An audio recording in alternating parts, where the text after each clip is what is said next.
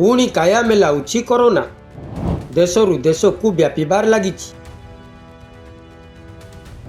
सावधान हो जातु समस्ते, तांडव सृष्टि कलानी कोरोना। व्यापुछि कोरोना, समस्ते हेउचंती थरहर।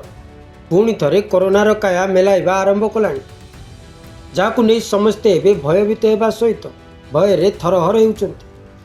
जेतेबेले लोके भाबुतिले कोरोना को नहीं सबकिछि स्वाभाविक हो गलानी, सेतेबेले भाइरसर एक नुआ रूप विश्व द्वार देश में आघात करुछि।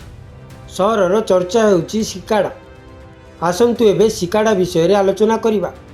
आपण भाबुथिबे जे सिकाडा हेउछि एक कीटर नाम। वास्तव रे यह कोविड-19 रो एक नुआ भारिएंट जहाँ सारा अमेरिका रे निया परि व्यापीबार लागिछि। रिपोर्ट गुड़िक सूचाउछि जे भारत रे मध्य इन्साकोज XFG नाम रे परिचित एक नूतन भारिएंट रो 163 मामला रेकर्ड करिछि। आपण को यह विरुद्ध रे केते परिमाण रे चिंतित हेबे किंबा सतर्क अवलंबन करने आवश्यक।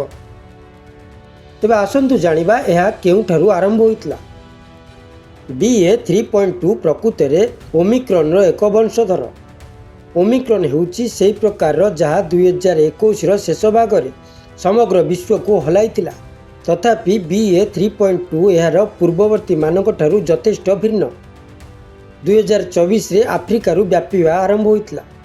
विशेषज्ञक मतरे यार स्पाइक प्रोटीन 70 रु 75 जेनेटिक परिवर्तन परिलक्षित होइछि। स्पाइक प्रोटीन हेउछि भाइरस रो सेही अंश जहाँ आम शरीरर कोषगुड़िक यार प्रवेश को सहजरे करिथाए। वर्तमान चैलेंज हेउछि जे आमर टीकागुड़िक एही स्पाइक प्रोटीन को चिन्हिबा एवं टार्गेट करिबा पई डिजाइन करा जाइछि। किंतु जेतेबेले प्रोटीन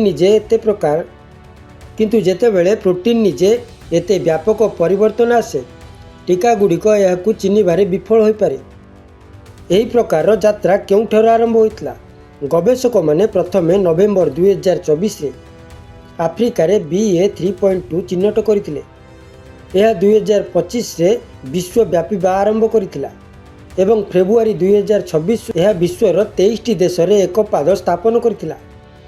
ब्यूरो रिपोर्ट निरपेक्ष।